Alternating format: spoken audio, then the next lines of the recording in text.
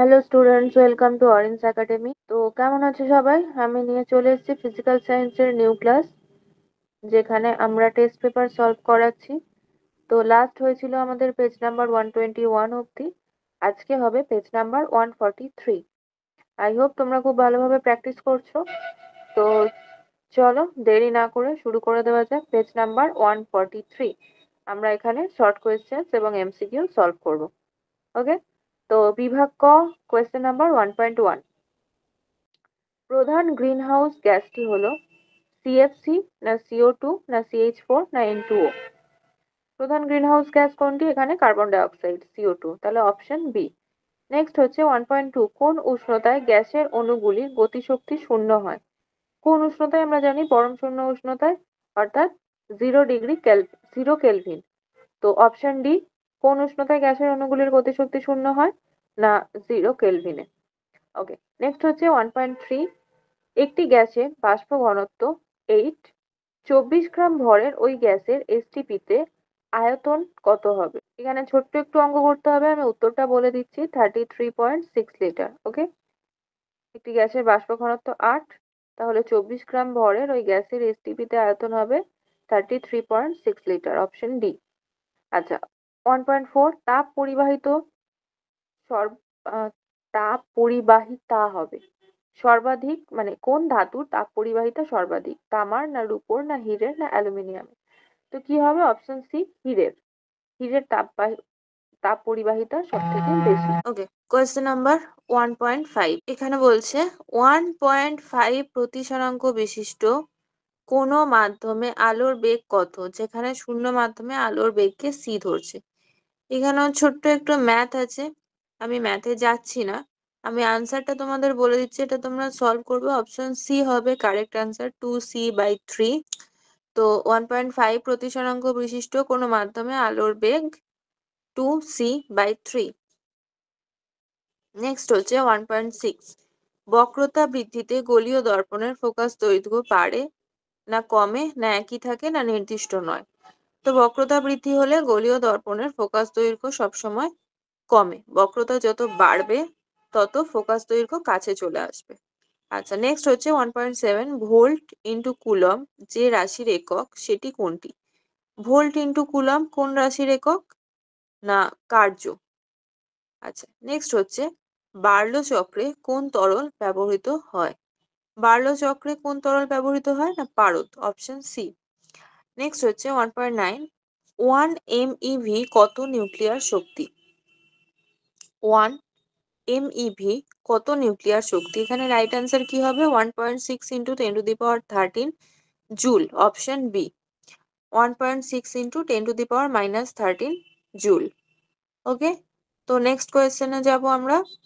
1.10, কি বলছে? প্রথম পর্যায় এবং তৃতীয় পর্যায়ের মৌল সংখ্যার অন্তর কত? প্রথম পর্যায় এবং তৃতীয় পর্যায়ের মৌল সংখ্যার অন্তর কি হবে? Option C, 8। না সরি, এখানে অপশন ভুল দেওয়া আছে। অপশন এ আছে 0, অপশন বি তে বি আছে, বিটা বি হবে না, 6 হবে। প্রথম পর্যায় এবং তৃতীয় পর্যায়ের মৌল সংখ্যার অন্তর হবে প্রথম পর্যায়ে 2, তৃতীয় পর্যায়ে 8, তাহলে মৌল সংখ্যার অন্তর হবে 6। তো অপশন বি, এখানে বি দিয়েছে, প্রিন্টিং মিস্টেক আছে, এটা হবে 6। Okay, option B correct answer. Next হচ্ছে 1.11, প্রদত্ত কোন যৌগটি আয়নীয় যৌগ নয়? NaCl, না NaH, না CaCl2, নাকি H2O? প্রদত্ত কোন যৌগটি আয়নীয় যৌগ নয়? এখানে হবে H2O। ওকে, বাকি সবগুলোতেই ধাতু রয়েছে। আচ্ছা, 1.12, তড়িৎ বিশ্লেষণ প্রক্রিয়ায় ক্যাথোডে জারণ ঘটে, না বিজারণ ঘটে, না প্রতিস্থাপন ঘটে, না সংযোজন ঘটে? তড়িৎ বিশ্লেষণ প্রক্রিয়ায় ক্যাথোডে বিজারণ হয় সবসময়। নেক্সট হচ্ছে 1.13, নেসলার বিকারকের সাহায্যে কোনটিকে শনাক্ত করা যায়? CO2, না NH3, না H2S, না N2? কমন কোয়েশ্চেন, প্রত্যেকটা পেজেই কম বেশি আসছে। নেসলার বিকারকের সাহায্যে শনাক্ত করা যায় কাকে? না NH3। ওকে, অপশন বি। নেক্সট হচ্ছে 1.14, কোন অ্যানায়নের উপস্থিতিতে লোহায় দ্রুত মরচে পড়ে?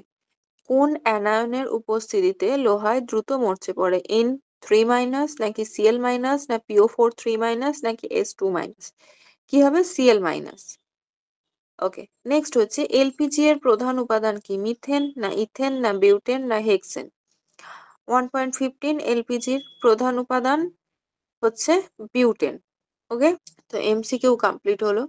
নেক্সট আমরা আসবো বিভাগ ক্ষয়তে। 2.1 বায়ুমণ্ডলের কোন স্তরকে ক্রমহ্রাসমান উষ্ণতার স্তর বলা হয়? বায়ুমণ্ডলের কোন স্তরকে ক্রমহ্রাসমান উষ্ণতার স্তর বলা হয়? অর্থাৎ একটু একটু করে টেম্পারেচার কমে। কোন স্তরে? না সেটা হচ্ছে ট্রপোস্ফিয়ারে। ওকে, নেক্সট হচ্ছে বায়ুমণ্ডলের শীতলতম অঞ্চলটির নাম লেখো। শীতলতম অঞ্চল কোনটা? মেসোস্ফিয়ার। মেসোস্ফিয়ারের ওপরে হচ্ছে মেসোপজ। তো সেই মেসোপজ, এখানে টেম্পারেচারের কোনো চেঞ্জ হয় না, এখানে -93 ডিগ্রি থাকে। তো সেটা হচ্ছে শীতলতম অঞ্চল বায়ুমণ্ডলে। তারপর আবার টেম্পারেচার আস্তে আস্তে বাড়তে থাকে। আচ্ছা, তো মেসোপজ। নেক্সট হচ্ছে অথবা বায়ুমণ্ডলের ওজোন স্তর ধ্বংসে কোন গ্যাস অনুঘটকের কাজ করে? বায়ুমণ্ডলের ওজোন স্তর ধ্বংসে কোন গ্যাস অনুঘটকের কাজ করে? খুব সহজ, সিএফসি, ক্লোরোফ্লুরোকার্বন। নেক্সট হচ্ছে চার্লসের সূত্রের VT লেখচিত্রের প্রকৃতি কি? VT লেখচিত্র কম বেশি প্রত্যেকটা পেপারেই আমরা দেখতে পাচ্ছি লেখচিত্রের ওপর থেকে একটা প্রশ্ন থাকছে। তো কি হবে? মূল বিন্দুগামী সরলরেখা। মূল বিন্দুগামী সরল রেখা। আচ্ছা, কত কেলভিন উষ্ণতায় আদর্শ গ্যাসের চাপ শূন্য হবে? কত কেলভিন উষ্ণতায়? 0 কেলভিনে আদর্শ গ্যাসের চাপ শূন্য হয়। নেক্সট বলছে কোন তরলের প্রকৃত প্রসারণ তরলটি যে পাত্রে রাখা হয় তার প্রসারণের ওপর নির্ভর করে। বিবৃতিটি সত্য না মিথ্যা? এটা মিথ্যা হবে।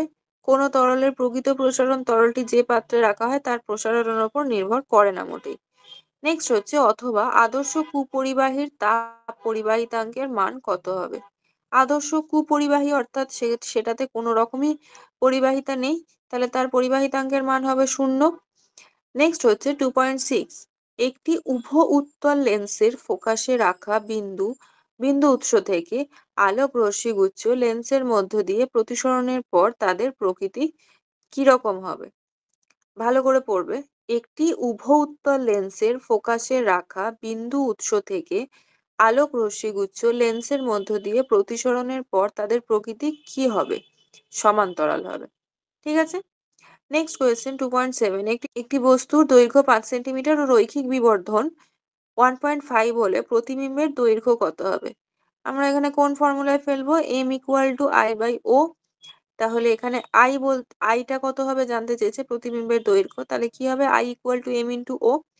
তাহলে 1.5 বলা আছে একটা, আর একটা বলা আছে 5 সেন্টিমিটার। তাহলে 1.5 × 5 হলে প্রতিবিম্বের দৈর্ঘ্য হবে 7.5 সেন্টিমিটার।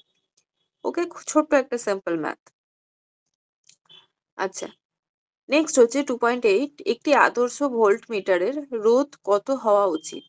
একটি আদর্শ ভোল্টমিটারের রোধ কত হওয়া উচিত? সবসময় অসীম হওয়া উচিত।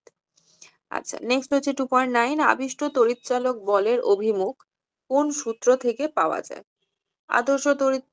আবিষ্ট তড়িৎচালক বলের অভিমুখ কোন সূত্র থেকে পাওয়া যায়? লেঞ্জের সূত্র। সূত্র কিন্তু সমস্ত খুব ভালো করে পড়বে, মুখস্থ রাখবে একদম, ভুল যেন না হয়। আচ্ছা, 2.10 কোন তেজস্ক্রিয় রশ্মির নির্গমন পরমাণু ক্রমাঙ্ক অপরিবর্তিত থাকে? কোন তেজস্ক্রিয় রশ্মির নির্গমন পরমাণু ক্রমাঙ্ক অপরিবর্তিত থাকে? গামা রশ্মির। ওকে, তার সাথে অথবা রয়েছে নিউক্লিয়ার রিঅ্যাক্টরে কোন শক্তি কোন শক্তিতে রূপান্তরিত হয়? নিউক্লিয়ার রিঅ্যাক্টরে কি হয়? নিউক্লিয় শক্তি তড়িৎ শক্তিতে রূপান্তরিত হয়।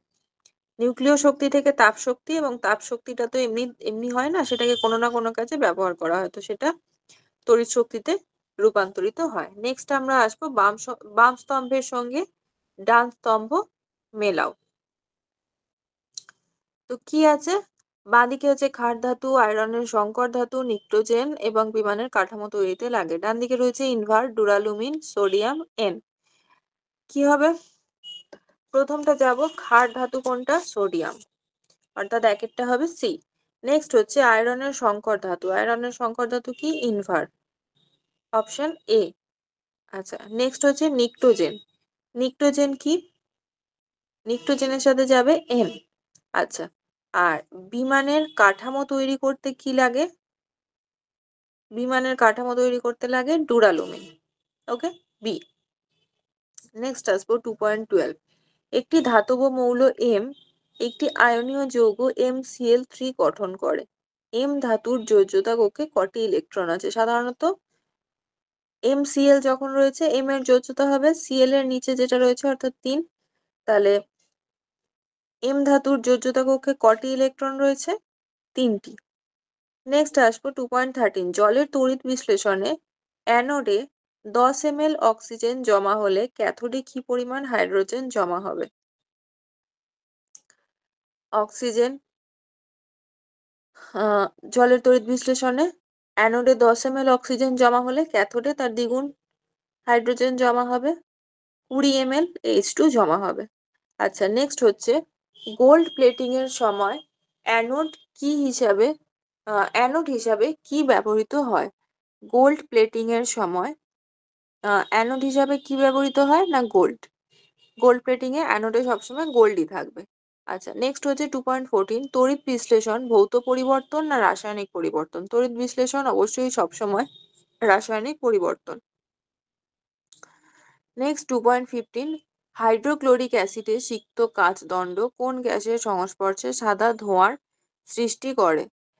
হাইড্রোক্লোরিক অ্যাসিডে সিক্ত কাচ দণ্ড অ্যামোনিয়া গ্যাসের সংস্পর্শে সাদা ধোঁয়া সৃষ্টি করে, NH3 গ্যাস। ওকে, অথবা বলছি ইউরিয়া প্রস্তুতির প্রারম্ভিক দ্রব্যগুলি কি কি? ইউরিয়া প্রস্তুতিতে কি কি লাগে? তরল অ্যামোনিয়া লাগে এবং কার্বন ডাই অক্সাইড লাগে। নেক্সট হচ্ছে আর্দ্র বাতাসে ফেলে রাখলে 2.16। ওকে, আর্দ্র বাতাসে ফেলে রাখলে তামার ওপর সবুজ বর্ণের যে আস্তরণটি পড়ে সেটির রাসায়নিক নাম কি? আর্দ্র বাতাসে ফেলে রাখলে তামার ওপর সবুজ বর্ণের যে আস্তরণটি পড়ে সেটির রাসায়নিক নাম কি? কিসের আস্তরণ পড়ে? ক্ষারীয় কপার কার্বনেট বা কপার সালফেট। তো কপার কার্বনেট হলে তার সংকেত কি হবে? CuCO3, CuOH2। আর যদি কপার সালফেট বলো তাহলে কি হবে? CuSO4, 3CuOH3। ওকে, ক্ষারীয় কপার কার্বনেট যদি হয় তাহলে CuCO3, CuOH2। আর যদি ক্ষারীয় কপার সালফেট হয় তাহলে CuSO4, 3CuOH3। নেক্সট বলছে 2.17। CH3CH2CHO এর ইউপ্যাক নাম লেখো। এখানে কি হবে? প্রোপানল। CH3CH2CHO এর IUPAC নেম হবে প্রোপানল। নেক্সট হচ্ছে 2.18। Last question. ভিনিগারের মুখ্য জৈব উপাদানটির নাম লেখো। ভিনিগারের মুখ্য জৈব উপাদান হচ্ছে অ্যাসিটিক অ্যাসিড CH3COOH। অথবা PVC এর মনোমার কি? PVC এর মনোমার হচ্ছে ভিনাইল ফ্লোরাইড। আগের পেজে আমরা পেয়েছিলাম যে ভিনাইল ক্লোরাইডের পলিমার কি? সেটা হয়েছিল পলিভিনাইল ক্লোরাইড। এখানে উল্টো প্রশ্ন দিয়েছে যে PVC অর্থাৎ পলিভিনাইল ক্লোরাইডের মনোমার কি হবে? Vinyl chloride. তো একই কোয়েশ্চেন ঘুরিয়ে ফিরিয়ে আসছে, সো তোমরা যত প্র্যাকটিস করবে তত কিন্তু ভুল হওয়ার চান্স কমবে এবং ঝটপট আনসার করতে পারবে এবং ছাকা নম্বর আসবে। ঠিক আছে, তো চলো আমাদের শর্ট কোয়েশ্চেন এখানেই কমপ্লিট। তোমরা বাস ভালো করে প্র্যাকটিস করতে থাকো। দেখা হচ্ছে নেক্সট ক্লাসে, নেক্সট সেট নিয়ে আসছি। টাটা।